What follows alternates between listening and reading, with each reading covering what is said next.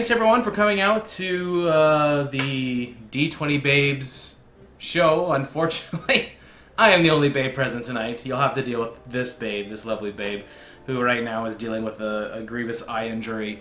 This is just a general Q&A. You guys can ask me a bunch of questions about anything. If you don't know who I am and you watch the show and you see me sitting here running the story, this is kind of a thing I do on the side, but my main occupation is I'm a writer. Currently I write Rat Queens, and I've written about 6 comic series before that. I've worked in the video game industry, and I'm trying to get into the television industry as well, so that's kind of my thing, and I've been doing this now for about 5 years. But gaming has always been my #1 passion. And so this show is something that I wanted to do, and so that's why we've been doing it, because I want to run a game, and I figure, hey, why not stream it and see if people like it. But anyway, tonight is brought to you by Guinness, and my eye injury, and the fact that Nee, who was doing a show over the weekend here in Vancouver, which I got to partake in, and it was one of the craziest things I've ever seen. Anyway, she was exhausted from doing 2 performances over the weekend, and she lost her voice apparently. So we are going to be doing a show tomorrow night, and we are down 1 player still, but we're going to continue on the main storyline just without one of our players, and you'll see how that happens. So if you're just tuning in right now for the D20 Babes and you don't give a shit about me, come back tomorrow at 7 p.m. We will be playing the D20 Babes show. So go ahead and you guys can ask your questions. I'm going to try to read them. Right now, my right eye, everything out of this eye is double vision. This morning, my daughter stuck her fingernail into my eye and sliced it all the way along the top of my eyeball. And so I went to the doctor, and he's like, you were like this close to having to go to emergency, because if it was any deeper, your eyeball would be leaking. So anyway, I got a bit of a headache. So anyway, let's do this thing. Ask your questions. Somebody asked me how I felt about getting a baby finger to the eyeball. Not great. But let's see here. So Bothan Banter. Someone's asking the Bothan Banter finale. Any news? So if you guys don't know, Bothan Banter is something that I did with the guys who I play Gadfly with, and Shannon also plays Petunia. It was a radio play that we did in the Star Wars universe, and you can find it at bothanbanter.com. There's 14 episodes, plus I do a bunch of like GM corner stuff where I talk a bit about the system that I put in place for the world. I made something called the faction system, which essentially the world lived on and breathed on despite whatever the characters did. There was still stuff happening in the background that they didn't even know about. So if you're interested in that, you can check out that podcast. It's 14 episodes. As to the resolution, it's just been like really, really busy. With doing this stream and doing Gadfly, it's hard to get that group of people together again for like one extra show. And I know it seems crazy that it's like, it's 3 hours to sit down and play a game. We do want to finish it, but I do have some news related to the Bothan Banter concept, which we'll probably be announcing soon. But that kind of ties directly into Gadfly. If you guys are Gadfly fans, it's the same people with a cyberpunk game that we're creating as we go. And we are actually, not this week because we're gone to Emerald City Comicon, but next Wednesday is our season finale, which we didn't announce last time. But it'll be episode 10, and we are going to wrap up the first season of the show. So we're kind of breaking that down into 10 episode seasons. We're not doing that with D20 Babes, we're just doing it with Gadfly. And we're going to be announcing something new that's going to go in between the seasons of Gadfly. Same team, same night, everything like that. But I think you'll be pleasantly surprised. Okay, let's see here. The question is, you all seem pretty busy. How much time do you prep for the games you run? For D20 Babes, I basically prep. I get the table ready and the camera set up and everything ready to go, which takes me about an hour depending on things. But yeah, story-wise, I like to actually not plan a lot. I have an overall, every week at the end of the week I think about somehow their actions would change the world, or how their actions would change the characters that they interact with. and that's how I let the story kind of change and grow. Sometimes I do a little bit more prep for like NPCs that they meet, but often I just kind of make it up as I go. That's something I'm far more comfortable with, is kind of that improv narrative that's really pushed me as a storyteller in my written stuff as well. So if that's, I would encourage that, because it actually allows for a lot of really interesting drama and storytelling if the players are kind of guiding things a little bit more.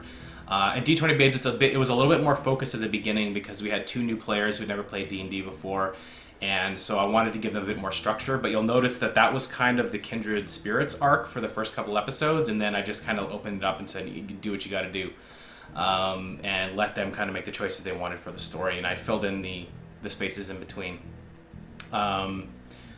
So yeah, not a lot of prep, to be honest. And the Gadfly game that I run on Wednesdays, there's no prep for that at all.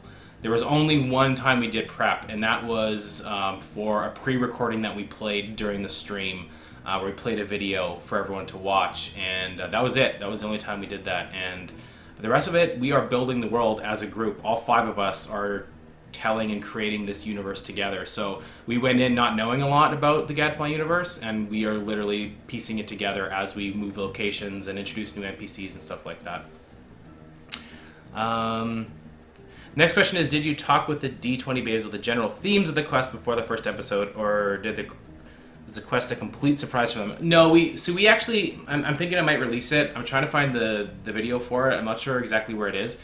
But we did one test session, which was, if you guys remember the very first episode of D20 Babes, they arrived at, we basically kind of like started you off at a place in the woods, and we did an intro session before that where they basically kind of got familiar with the rules in the game, and also with just kind of how the narrative works. So we figured out the characters. If you guys are familiar with a game called Fiasco, Fiasco is a group storytelling game. There's no dungeon master or game master, and it's like a Coen Brothers film. So what I did is I adapted the character generation system for that for this game, so that at the beginning we all had connected relationships. So that there's a reason that Van and Shriela are married. That kind of came up in that character generation system, and it just kind of unites everyone at the beginning, and I think in a really solid way.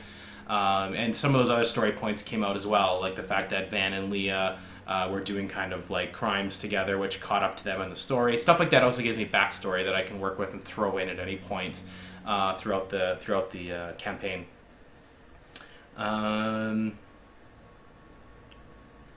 What else we got here?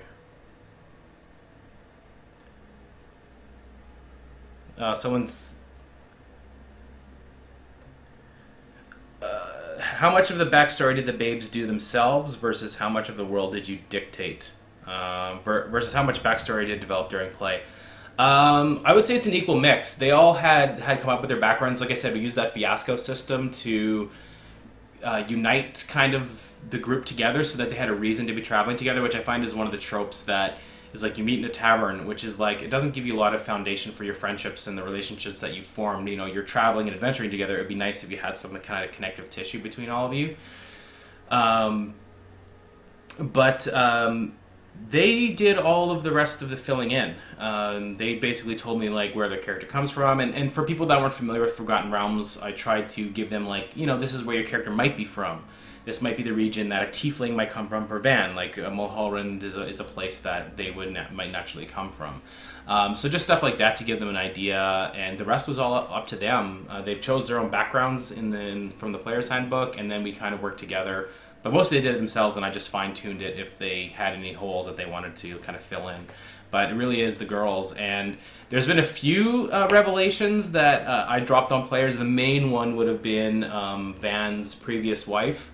That was something that I kind of threw into the narrative and threw a curveball. But yeah, that's basically it. I try not to do that too much because it can be frustrating, I know, as a player to have that thrown at you, and so I try not to do it too much. Let's see here.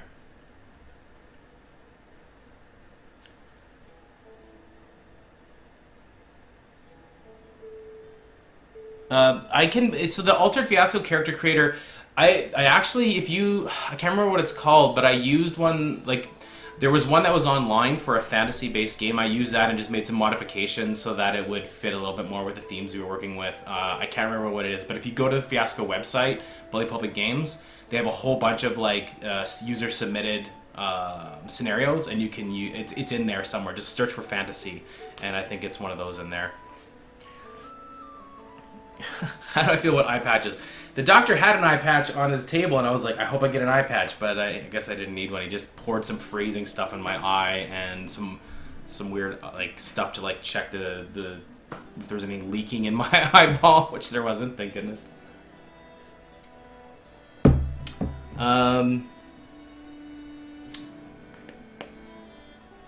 What is your favorite RP system? My favorite role-playing system? Man. I actually really like, I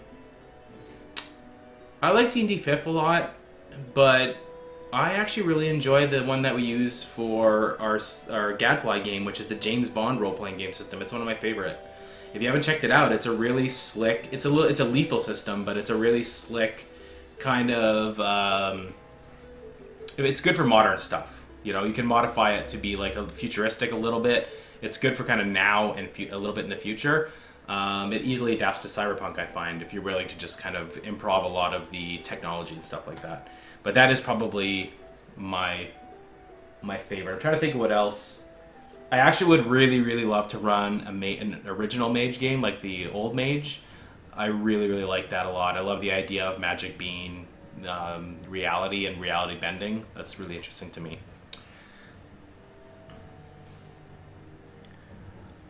Am I considering releasing the Gadfly setting? Yeah, I mean, I think it really comes down to time. You know, like we've been doing a lot of the work, and I've done a lot of the work already for like the actual rule set, how I've modified the James Bond system. But yeah, I mean, we'd kind of have to do like a world book and stuff like that, which, you know, takes time to write. And right now I'm a little booked. I've got some crazy things happening right now. I have a new thing that I'm announcing on Thursday, and there's just other stuff happening in the next month that I'm not gonna have time for the next little while, but yeah. My eye is killing me. Oh, someone asked, Balooey, are you going to have resurrections in this world? No. There's no resurrections in my world. Not in the way that you would think from a standard fantasy setting. For me, I've always found resurrections and also really high-level characters, like just NPCs in the world, to be kind of... It takes away the special feeling of the player characters. So one of the problems I have with Forgotten Realms is you go to any city or town and there's like 70 20th level characters there, and it's like, well, you're like small potatoes, and why would they ever need a hero to do anything when they live in every town? So I eliminate that. A lot of the people in the world are 5th level or lower. If you're 10th level, or that's like pretty top. Top is like 10th level. If you're above that, you're some of the most powerful people in the world. It just kind of keeps things a little bit more feeling special. And the same thing with Resurrection. The stakes are a little bit higher. I just think it takes away the idea that, like, well, if you have enough money, you can just pay to have your friend brought back, and there's not a real sense of loss or danger when Resurrection exists. So it is Forgotten Realms, but for a lot of reasons, Resurrection doesn't exist. It's not just an arbitrary GM decision, but I have stuff happening in the world as well. If you've been paying attention, I'm starting to really hint at why that might be. But if you aren't familiar with Forgotten Realms, you might not know.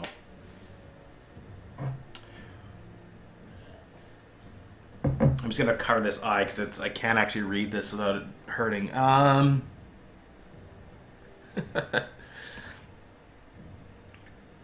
I can't talk about Bounty that much. So Bounty's my new series that's coming out soon. It's a futuristic bounty hunting series, but I can't really say much more than that until it's announced, and then I'll talk about it all the time. So don't worry, it'll be coming soon.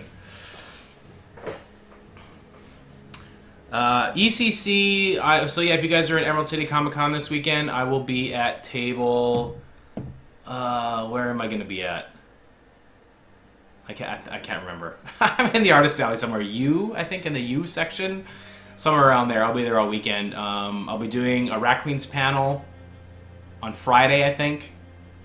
Maybe Thursday. I don't know. It's on the website. I'm really bad. I haven't even got my calendar ready yet for the show. Yeah, it's busy. There's a lot of stuff happening at that show, but there's no Rat Queens party this year, which I'm sad, but at the same time I'm kind of happy about, because it was a lot of work for me, and I would rather just kind of take it easy in the evenings. I don't really like to go out and party much anymore, so too old. Do I have a favorite NPC? I liked Olive a lot, and I thought the early ones were kind of my favorites, actually. Like, I really liked Scout, and I really liked Olive, because we got to spend a lot of time with them. I also kind of like how things went with the Justicars. I thought that was really interesting, because I'd originally created them to be kind of an adversary, and then the way the girls kind of role-played they ended up being friends, which I thought was really cool. And like, that's the one thing as a storyteller, I don't care that much. Like, I'm not precious about my story. Like, if they just basically say, screw everything that the storyline that you're telling, we're gonna go do this thing, I'm totally cool with that. I'm not precious about it, and I think, again, that's something that really allows the players to take control of what they want to do, and I'm totally happy to fill in the spaces, and that's kind of what I feel a DM's role is. But yeah, I think just interesting how some of the NPCs have been were meant to be kind of an antagonist, have turned out to be like friends or allies. I like when that kind of stuff happens. Let's see here.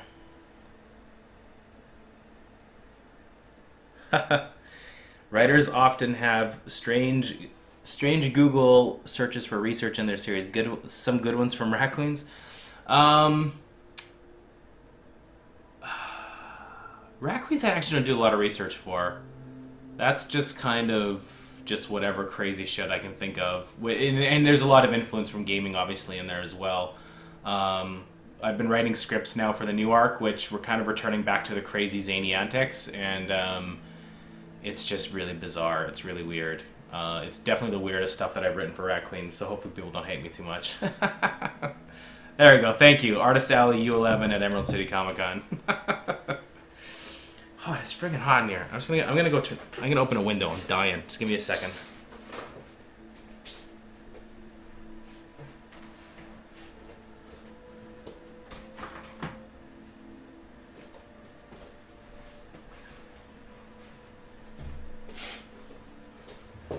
All right. Favorite monster encounter. I think my favorite monster encounter was the weird, monstrous Phaedra. I think that was my favorite, because it really surprised them. They had no idea that was coming. So I really like that. I like when I can surprise them and make them feel a bit of revulsion when they see what I come up with. Yeah, I think that was probably my favorite encounter. I'm just going to quickly switch to camera here. I did do a little planning. I can't even see it on my right eye anymore. It's crazy. So I did a little bit of planning as far as the... you can see in the map here. So originally the plan was to actually have the game eventually end up in Damara, which...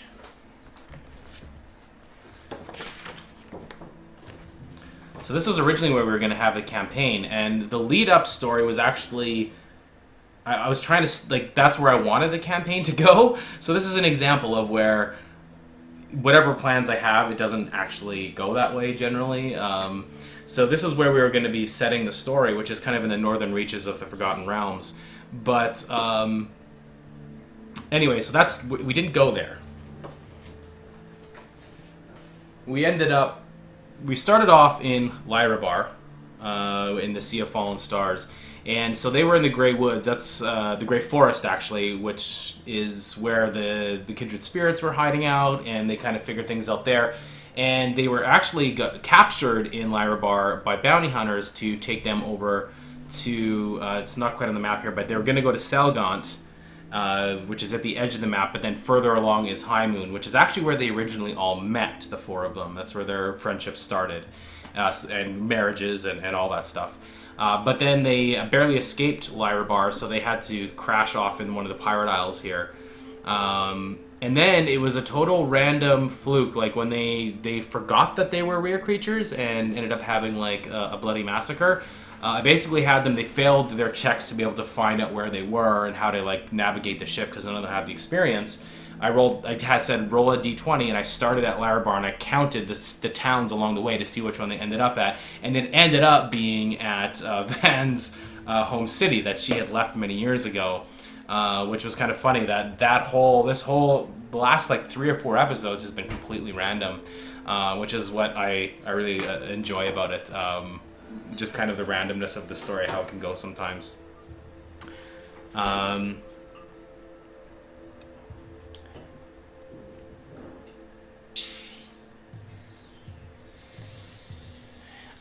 Will we ever find out who the names on the arrest warrant was? Can we do a flashback for that? I need to know. So, yeah, I mean, that's... I think someone on the YouTube basically said, "Oh, well, the warrant was burned up, so now they're free." It was kind of a moot point that Heron just said, "Okay, we're not going to pursue you anymore." But it's not. That was their paper to show the people they were arresting that they had legal authority to do so. That warrant is still out on them. So if that person still has more bounty hunters after them, we probably will find out sooner or later.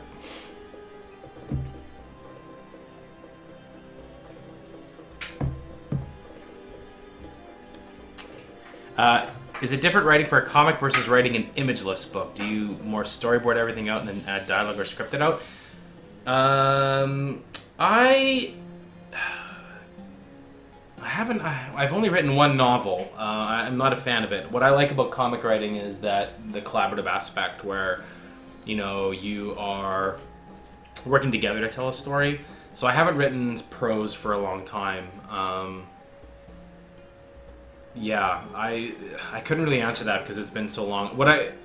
Writing prose is very insular, and I find I got stuck more often, whereas with comics I can just be like, go back to refer to the previous stuff that I've done, really quickly read through it, and find myself it's a lot easier to just get back into the story and start writing again. I don't know that I'd ever do a novel again, it's too much work.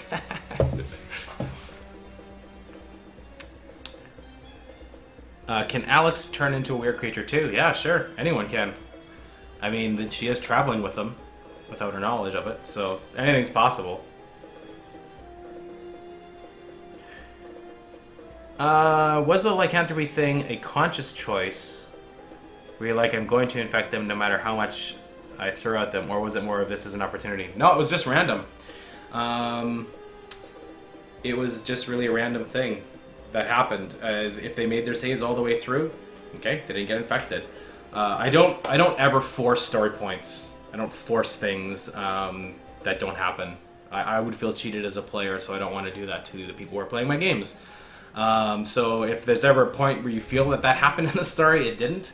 It's literally, and I also don't fudge dice, as you know. So if it happens, it happens. If it doesn't, then it wasn't meant to be, according to the dice. I have no real questions, but could you blather on about Beautiful Creatures for 10 seconds or so? Beautiful Creatures was my first comic book series that came out in 2009, and it's probably best left in the past. It was a story about 4 women in kind of a modern... I think it was... Yeah, it would have been before 2012 when the whole like magic returns to the world thing. They find out that mythological creatures have been reborn inside of them, and not hilarity ensues. It was my first comic work, so if you do check it out, keep that in mind.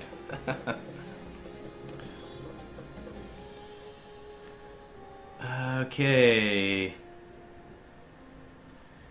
Magic items. The infamous deck of many things. Lamps granting wishes. Would you use these types of items?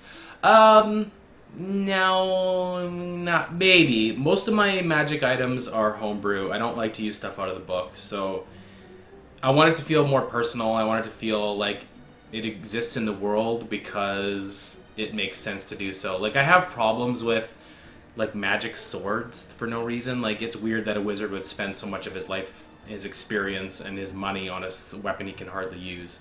I like to feel like it's more specialized. Like, the bow that Leah had wasn't really technically magical. It just was something that a ranger would use that made him super effective at hunting. So that kind of thing is how you'll see magic items in my games. It is kind of a lower magic game for that, but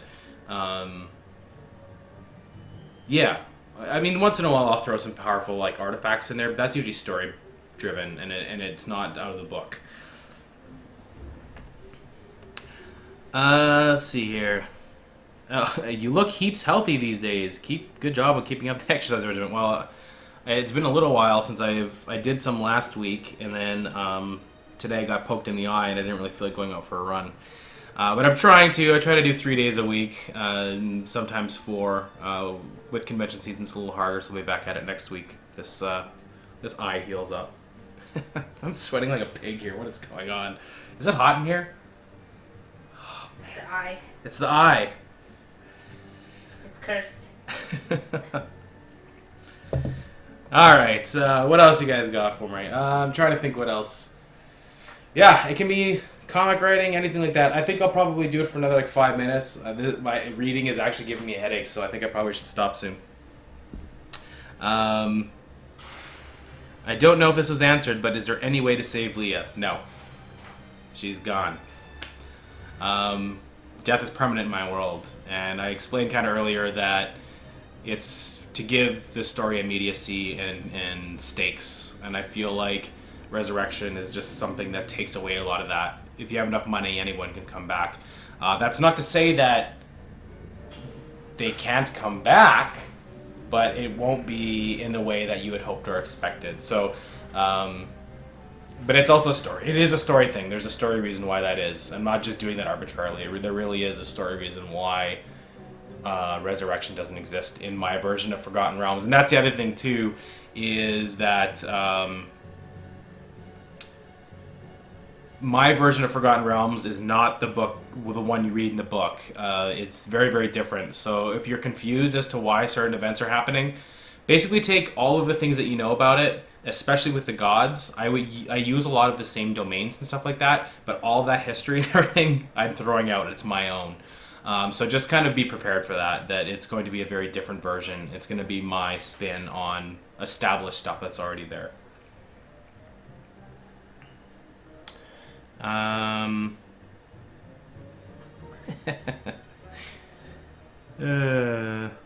do RPGs help with writing, if at all? I think they do, actually. I fully go on the record and say that role-playing games is what got me into writing and being kind of thinking creatively as a kid. I don't think I would have pursued it otherwise. I grew up in a very conservative Christian town.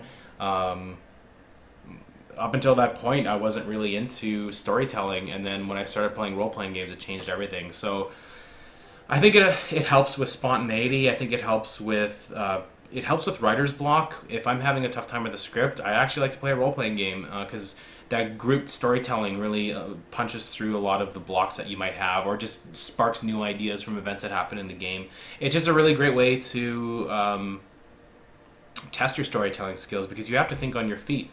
As a DM especially, you have to always be moving the story forward and keeping the players going, but also being willing to give up enough control that they have their voice. And the same thing can be done for when you're writing a comic or a book. You want to have control of your story, but you also, this is a weird thing to say, but you kind of want to have the characters in your book to have their own voice and try to make decisions based on who they are, and let that kind of guide the story a little bit too, so it's kind of give or take. There's a lot of mirrors and parallels there that I think are just excellent. I think if you're especially a fantasy writer, there's no reason you shouldn't be playing role-playing games. It's an excellent storytelling tool. Okay.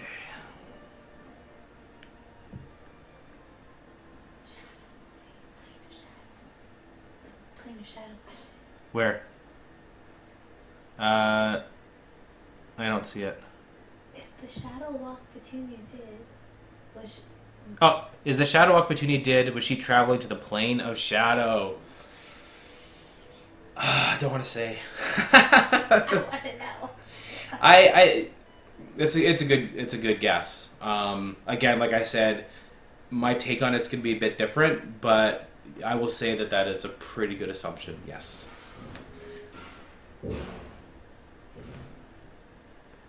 I'll take one more question, and then I'm probably going to call it a night because my head is killing me. Okay, here we go. Who was my first RPG character? It was a... The one that I can remember, actually, was an ex-Imperial agent named Gradaven Exalis in Star Wars. But I don't think that was my first role-playing game. I think my actual first role-playing game was the James Bond role-playing game system, and I don't remember his name. But he was kind of a sneaky spy, and I was teamed up with my best friend in high school, John Clausen, and he was playing this kind of bumbling oaf, but was like super, super strong.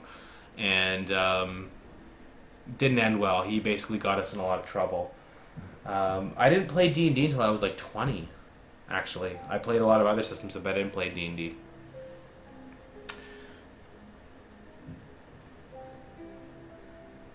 Okay. I do follow comic series, but weirdly, and I know this sounds strange, when you write comics a lot, you find that the last thing you want to do is sit down and read them. That's maybe not the same for everyone. I do follow certain comic series. I'm super behind right now. I've probably got like 400 on my iPad that I've bought, but I haven't read yet. I can't even think what they are. I mean, Saga's always there. But I've been actually going back and reading like old stuff. Like John Rogers wrote Fells 5 D&D comics that were really funny, and you can check them out. I think they were IDW, and they were like 4 years ago, I believe. I have those on my iPad, and I've read them all. They're pretty good. I actually didn't read them until after I'd read Raccoons, and people mentioned them a lot together, so I'm like, I have to check it out, and it's really good if you haven't heard of that one. Yeah, so I think, man, I've been doing this for 35 minutes. I think I'm good. So basically, I wanted to do this because we weren't able to play tonight, and I didn't want to kind of let everyone down. And there are some people who are here that were looking for the game, and we tweeted that we weren't doing the game today, and it kind of, we weren't. So if we are playing a game tomorrow night, like I said, we're going to be missing one of our players, but I've got something that I can do to get around that. And it might be a bit of a shorter episode, but we'll do it anyway just to make sure that we have it. So D20 Babes, the show, will be happening tomorrow night on this channel at 7 p.m. Pacific Standard Time. And we will see you guys then. And if you want to tweet stuff, the D20 Babes, hashtag it, like we need to get an art or anything like that. Art especially, I upload it into the OBS program so that during the break we can share it and people can see your art. I've added, I think, 10 new pieces today, so look for that. And we will see you guys all tomorrow night at 7 o'clock. Have a good night, everyone.